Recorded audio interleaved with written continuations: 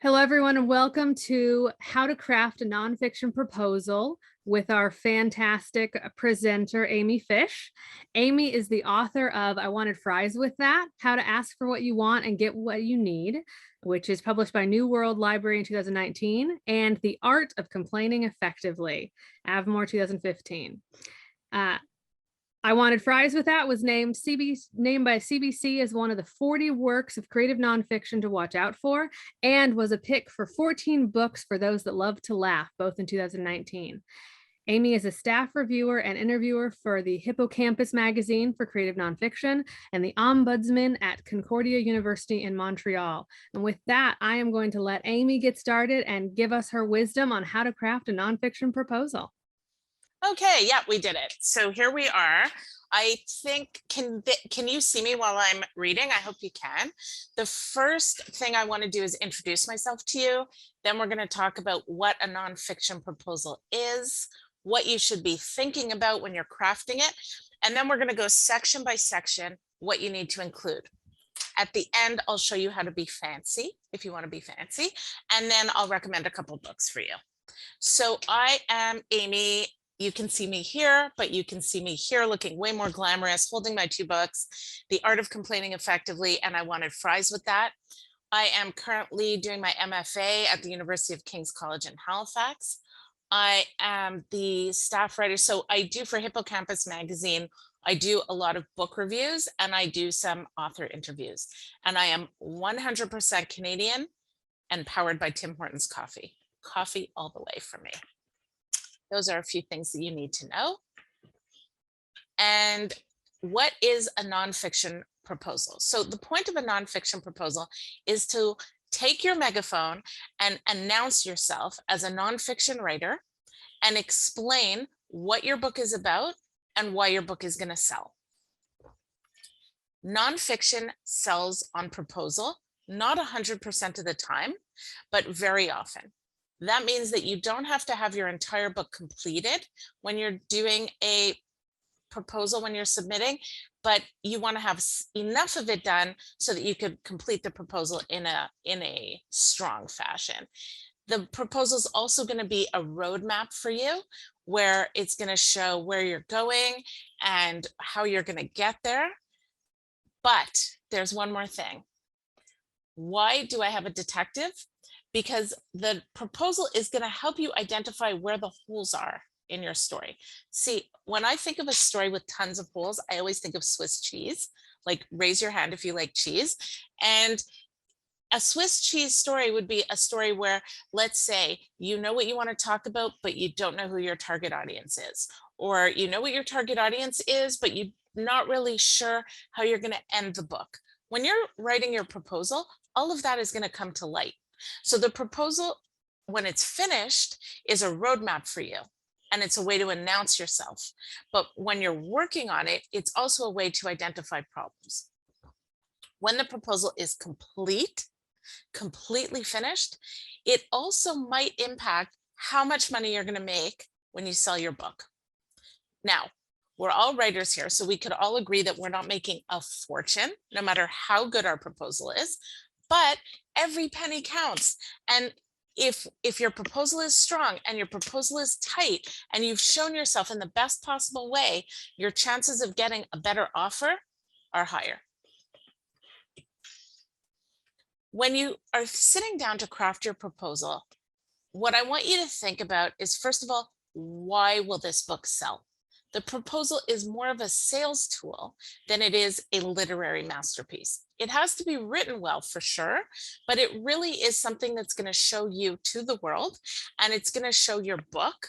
And you have to explain that you've thought about the sales, you've thought about the marketing, and you're proposing something that the editor on the other end or your agent on the other end can take and convince other people to take a chance on you. So you want to talk about, why are you the best person to sell this book?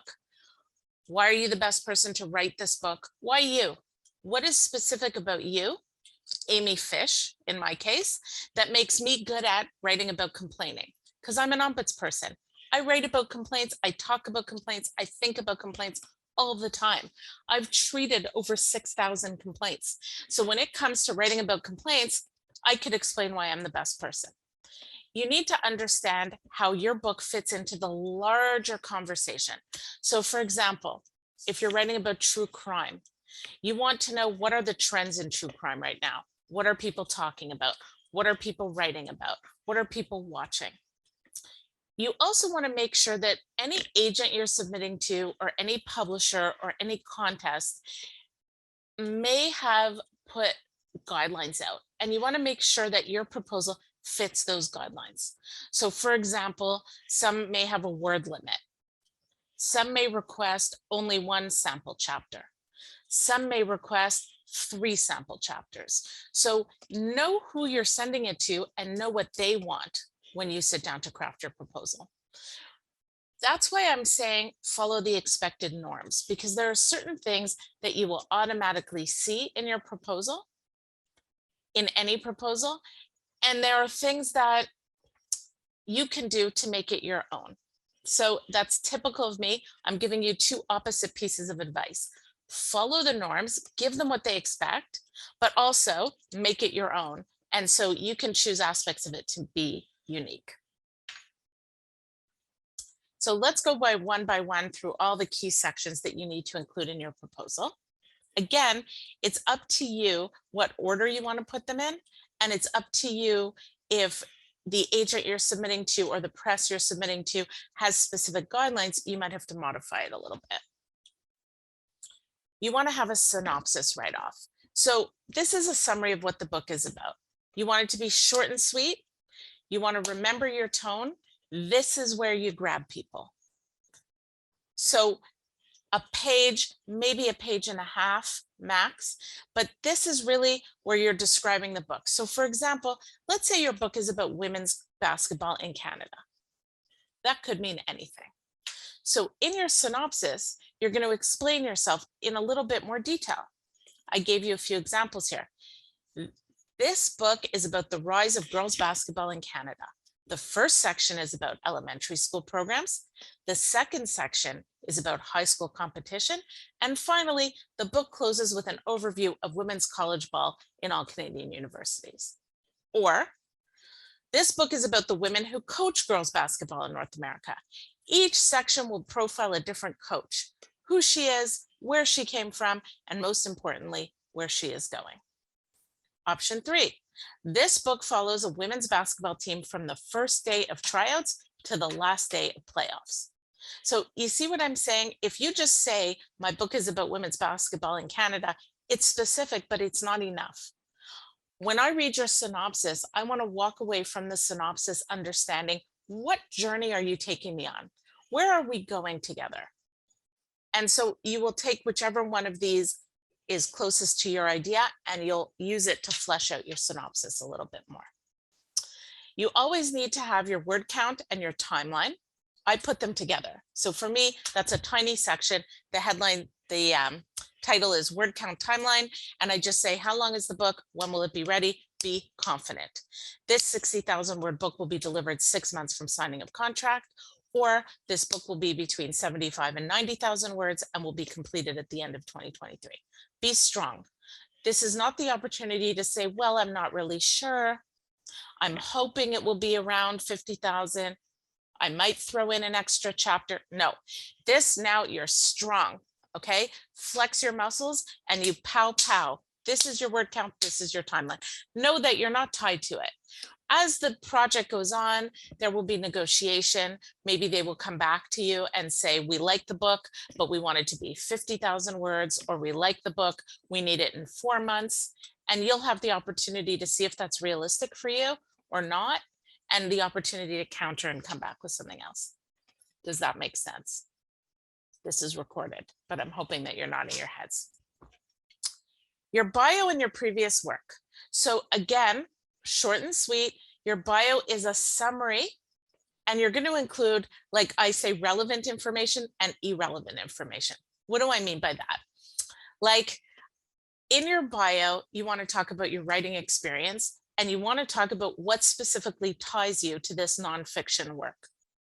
So let's say you have a lot of writing experience, but you've never written a cookbook before, and this is your first time writing a cookbook, but you're trained as a cordon bleu chef. This is the time to mention it.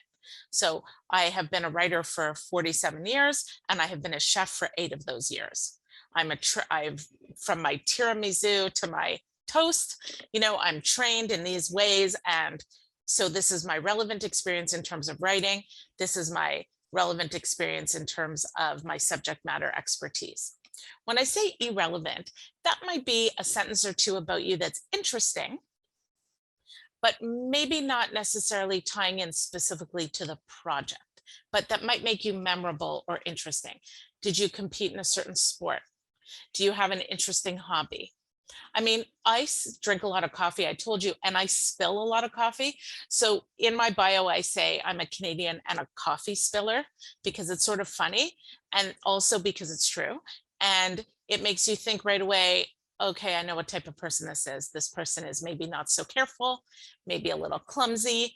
And I find it to be a memorable tagline. So I always include that in my bio. You might want to find something specific about you. That you want to include in yours. I don't know that I would talk about being a cat mom or a dog mom, not because, or dad, or parent, not because I don't think it's interesting, but because most writers that I've met have pets. And so it might not be that unique unless it ties in specifically to your work. I trust your judgment though. You want to include your previous work, which would be an overview of your major accomplishments. I use appendices in my book proposals to list every single thing. So I might have a heading about press. That would be interviews I've done. I might have a heading about articles I've placed. I might have a heading about podcasts that I've been interviewed on. And then in that appendix, each list has a link to the work. So it's not exactly like a CV. Some people might include their CV or their resume. I think it's really up to your judgment and up to the requirements of whoever you're working with. Should you include a photo in your book proposal, a photo of yourself? I think it really depends. If you're including other photographs in the proposal, it might be interesting to have a picture of yourself. If it's relevant to what you're doing, maybe this is a book about skydiving and you have a picture of yourself skydiving, it might be relevant. If it's totally out of context and it's the only photograph in the whole project, you probably don't need it. So I sometimes include it, but not always. It really depends. The main thing that people who are reading your proposal want to know is, what are you going to do to reach the audience? So I call this section, how I will reach my audience, how I will. And I will talk about what I will do to help. So these are the talks I'm going to do. These are the articles I'm going to write. These are the interviews I'm going to try and get. I mentioned cooking competitions because for a cookbook, that would be important. I'm not writing a cookbook, but it's just an example. These are all the different things that you could do to reach an audience. You might want to hire a publicist. I've done that before. Really helps. If you can, it really helps. There are all kinds of publicity groups where you can work, instead of working one-on-one, there are online courses or books you could read about publicizing your nonfiction book that could help you. It doesn't necessarily have to be retaining a publicity firm, which might be out of budget for some of us. Social media helps. I don't think it's everything. So I don't want you to get caught up in it. If you have a great social media following, by all means, you put it in your audience. That would mean over 2,500 followers on any medium. If you have an email list, if you have a newsletter, this is where I would include it. But if you don't panic. It's just about, what are you going to do to reach the audience? Maybe you're big on TikTok. Maybe you're going to build your TikTok. Maybe you're a professional and you do a ton on LinkedIn. You're a real LinkedIn person. This is where you would talk about that kind of thing. It's your opportunity here to sound trustworthy and sound reliable. So I wouldn't oversell. Like, I'm going to build my Instagram. Right now I have 30 followers. And by the time the book comes out, I'm going to have 3 million followers. that might be a little ambitious. But if you're planning to organically post and grow your audience about topics that have to do with the book, this is where you're going to mention all of those things. The next section is called a detailed outline, and there are so many options as to how you want to do your detailed outline. I do a paragraph for each section. So for me, it would look like this. The book will be divided into 4 sections. First will be how to choose a tank for your pet goldfish. This section will be about selecting the right fish bowl. For example, I will tell the tragic tale of poor Lucca, who met his demise in a glass vase, not intended as a home. And then I will move on to ideal specs for future fish acquisitions. If you're including extras, mention it here. Each section will have color photographs of pets and their owners. So in this way of writing the outline, you have a paragraph about each section of the book. So the first section is choosing a tank for your goldfish. Maybe the second section would be choosing a bed for your dog. Maybe the third section will be choosing I don't know where cats sleep, but a bed for your cat, you know, like each thing, choosing a stable for your horse. I don't know, but maybe you're going pet by pet by pet by pet, and you're talking about sleeping arrangements. Or maybe you're talking about goldfish and you're talking about where to keep them, where to feed them, what to do if they get sick. So in your detailed outline, you're going to go back to, remember my basketball example, and talk about your book and your concept, but you're going to show here how the outline fits together. What is the vision and how you're going to take us from A to B. You also have to give a proposed table of contents, which to me is the hardest part. This to me is the hardest part of the whole proposal, because you have to list each section, and within each section, you have to list every single chapter. I find that very challenging because a lot of times you don't know exactly what all the chapters are going to be called, but it is something we need to do. So you can add detail and not add detail. There are different ways to do it. I've seen people have a paragraph on each chapter that summarizes each chapter. I've seen people include page numbers if most of their manuscript is done. You don't have to. The point of this exercise is to show that the entire book is thought out. And so the point of the table of contents is to show that the entire book is thought out. I think comps might be the most important section. I said that the table of contents for me is the most challenging because you really have to commit to what the book is going to look like. But when it comes to comps, you have to show similar books. You have to show why yours fits in, and you have to show why it's not identical. So in the case of I Wanted Fries with That, I had a couple of books about complaining, but they were negative about complaining, and mine is positive. I had a few books that were about complaining, but they were very specific, like how to complain for car problems. And my book was more general. And then I had books about standing up for yourself, but where the word complaint wasn't used. So for each one, I said, this is sort of similar, but this is how mine is different. And then people always ask me, Amy, how do I find comps? And really, the answer is, where do we find anything? You start with Google, you go to Amazon, you go to Goodreads, you go to IndieBound, and you just type in different topics relating to your topic, and you sift through the books. You're going to choose probably 8 to 10 books of varying degrees of bestsellerness, because you can't come out of nowhere and have as your comps 8 to 10 bestsellers. It really makes you look like you're too overconfident and like you don't understand the market. What shows an understanding and a grasp is if you have different publishers, including people who have self-published, if you could find it, and different degrees of success.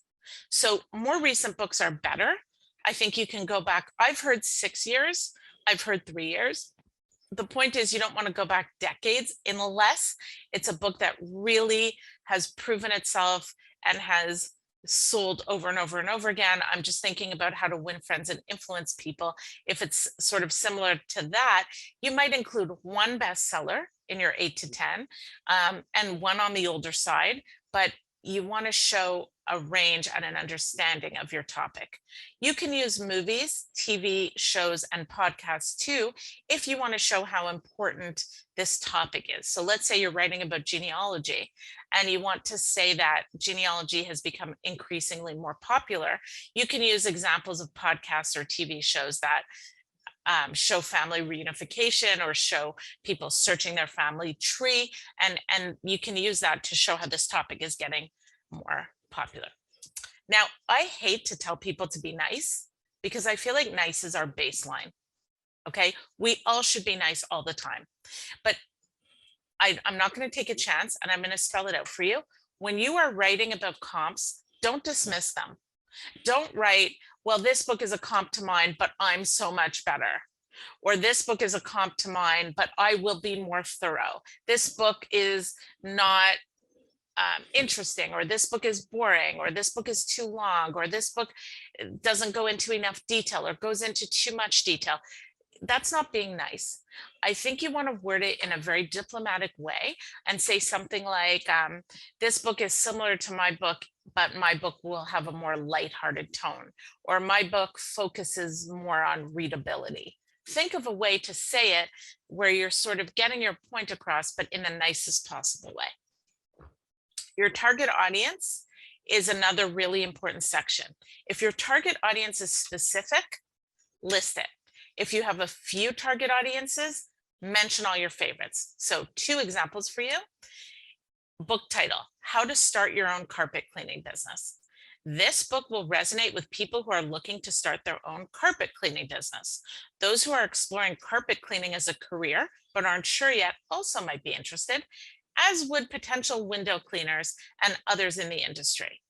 So if you're talking about something really specific like carpet cleaning, your audience is really specific, but you want to show how you could branch out and build on that to make it even a little bit of a bigger audience. If your book title is The History of Drive-Through Coffee in North America, this book is intended for 3 main audiences: people who pick up coffee in the morning on the way to work, people who pick up coffee on their way home, and baristas and coffee shop owners who work in coffee and might be interested. You're going to apply that to your particular situation. Then at the end, you have to include sample chapters. And like I mentioned, there's variability in how many to include. I think 3 is a good number to strive for, but follow the instructions that are given either on the agent website or on the publisher's website, because they usually tell you what they want.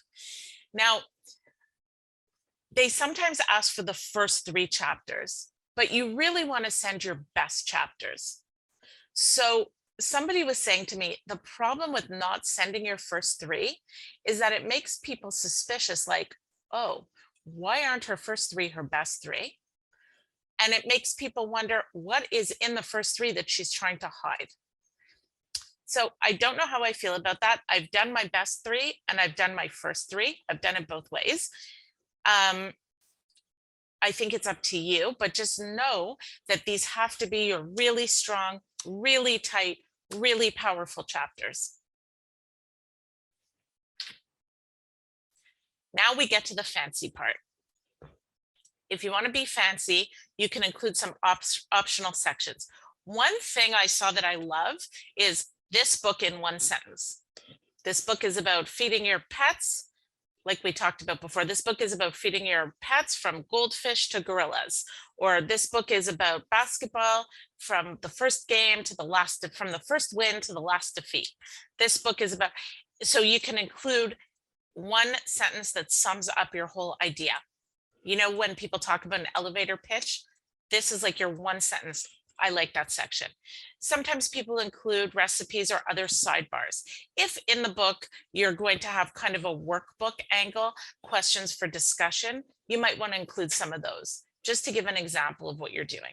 Sometimes you might include illustrations, photographs. Sometimes you might include quotes. For my I Wanted Fries with That proposal, I included illustrations and quotes that did not make it into the final book, but they made my proposal a little more readable and a little more interesting.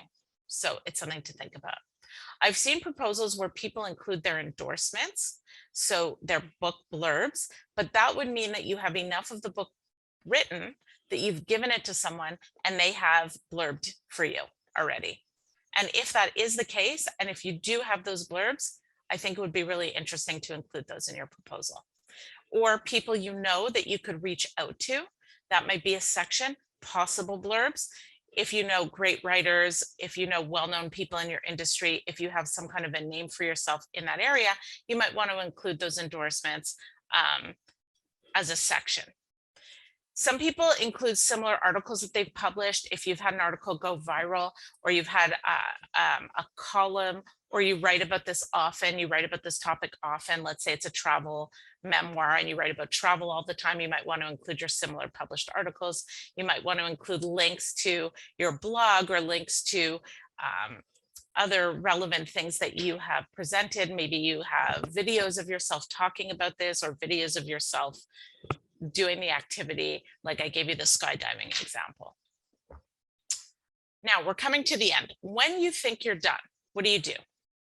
3 things. First of all, you can put in a table of contents for the whole proposal, which is different than the table of contents of the book. This is a table of contents of the proposal, and it would list all of the sections that we just talked about today. So it would list synopsis, it would list target audience, would list, and sometimes you do have to do that, because I've had proposals run as much as 13 or 15,000 words, and they're unwieldy at that point. So it would be interesting to put in a table of contents. You also need to proofread. When I say proofread, double check. When I say double check, triple check. Okay, it's really important, because this is you that you're putting out there, and you really want to make sure that all your sections are correct, that everything you're talking about lines up, that there are no typos, that the links work, all of that. And you might want to get a friend or a writing partner to read your proposal and comment and workshop it the way they would workshop a piece of your writing. Remember, your proposal represents you. These people are not getting to meet you. All they have is your proposal, so keep it neat and keep it error-free if you can. I think this is my last slide. Oh no, additional resources. So Jane Friedman, I don't know if you follow her, but she is, like, to me, the guru of book proposals. And she has an article called Start Here, How to Write a Book Proposal, which I think a lot of what I talked to you about today comes from there, only because I always use her when I read a book proposal, and I think it's just ingrained in my brain. That's how I write them. It's the Jane Friedman style. I have a lot of respect for her, and if you're going to read one thing, that's what I recommend. Jody Rain with Michael Larson, that's a book called How to Write a Book Proposal. Also very good. I have it on my desk. And Jessica Abel, I really want to mention to you, because Jessica Abel talks about time management for creative folk like me and like you. And her book, Growing Gills, is about how to find creative focus when you're drowning in your daily life. And I'm mentioning that to you because when you're writing a proposal, you might have periods of time where you start having second thoughts. You might say to yourself, how am I going to do this? How am I going to finish this? Maybe I shouldn't submit it. Maybe my proposal is not that good. Maybe I need another section. But if you find yourself needing that kind of motivation, Growing Gills, I think, is a good support book, because it will help you figure out how your creative life is going to fit in with your life, and how the creation of this proposal will fit in with you writing the book eventually and completing the book if you haven't completed it already, and why we all need to hear from you, and why we all need your voice to be heard. That is my last slide. I have given you, I think, a very comprehensive overview of how to write a nonfiction proposal. I can't wait to read your book. It absolutely needs to be written. So please write your proposal, finish it, start submitting it. Your book is needed. Thank you very much. Nice to meet you all.